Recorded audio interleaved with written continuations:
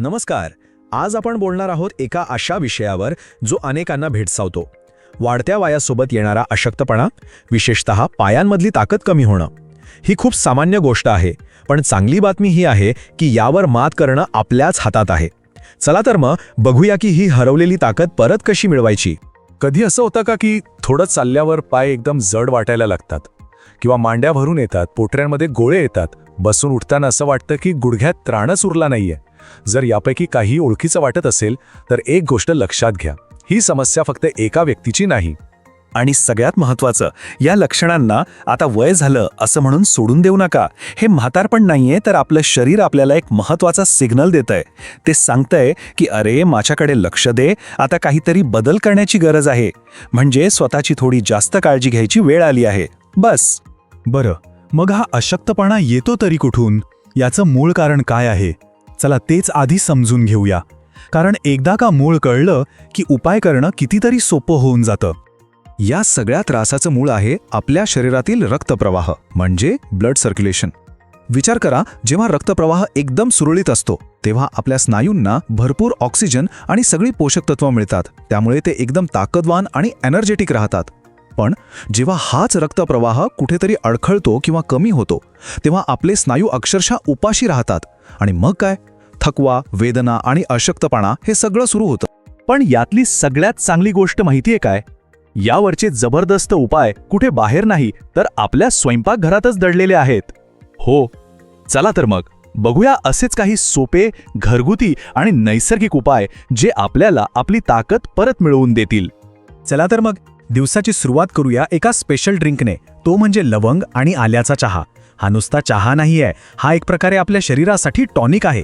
हा चहा प्यायल्याने फक्त ताजतवाना वाटत नाही, तर शरीरातल्या रक्तवाहिन्या मोकळ्या होतात आणि रक्तप्रवाह सुधारतो. आणि हे बनवणं तर अगदी सोपं आहे. काय करायचं? 2 कप पाणी घ्यायचं, त्यात 2 लवंगा आणि साधारण अर्धा इंच आलं टाकायचं आणि हे पाणी चांगलं उकळून 1 कप होऊ द्यायचं. झालं. आता हे गाळून घ्या. थोडं कोमट झालं की त्यात 1 चमचा मध घाला. अर्थात मध ऐच्छिक आहे. आणि हो, ज्यांना डायबिटीस आहे त्यांनी मध टाळलेलाच उत्तम. या चहाबरोबरच हे 3 पदार्थ म्हणजे पॉवर पॅक्ड फूड्स आहेत. पहिलं म्हणजे रात्री झोपताना हळदीचं दूध. सांध्यांवरची सूज आणि दुखणं कमी करण्यासाठी यापेक्षा चांगलं काही नाही. दुसरं, तीळ आणि गूळ. हाडांना मजबूत करण्यासाठी आणि इन्स्टंट एनर्जीसाठी एकदम बेस्ट. आणि तिसरं, भाजलेले चणे आणि शेंगदाणे. हे खाल्ल्याने मसल्सना प्रोटीन मिळतं आणि पायात जे गोळे येतात ना, ते कमी होतात. आता आपण एका अशा गोष्टीबद्दल बोलूया जिला आपण फक्त फोडणीपुरतं वापरतो, ते म्हणजे मेथीचे दाणे.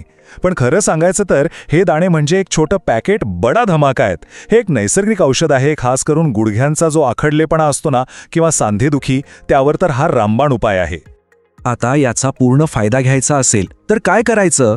रात्री झोपताना 1 चमचा मेथीचे दाणे पाण्यात भिजवून ठेवायचे.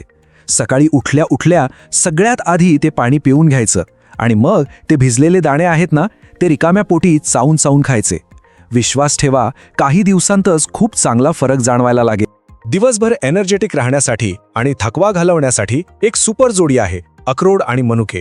अक्रोड आपल्या नसांना म्हणजे नर्व्हजना पोषण देतं आणि मनुक्यांमुळे शरीरातलं रक्त वाढतं आणि रक्तप्रवाह सुधारतो. म्हणजे दुहेरी फायदा. यासाठी एक सोपी गोष्ट करायची. रात्री झोपायच्या आधी 2 अक्रोड आणि साधारण 10-15 मनुके वेगवेगळ्या वाटीत भिजत घाला. सकाळी उठून हे भिजलेले अक्रोड आणि मनुके खायचे. आणि एक महत्त्वाची गोष्ट, मनुके भिजवलेलं पाणी फेकून देऊ नका, ते नक्की प्या, कारण त्यातही खूप सारे न्यूट्रिएंट्स असतात. ठीक आहे, तर आपण खाण्यापिण्याबद्दल तर बोललो, पण याचा पूर्ण फायदा हवा असेल तर आपल्या रोजच्या काही सवयींमध्ये सुद्धा छोटे छोटे बदल करणं खूप गरजेचं आहे.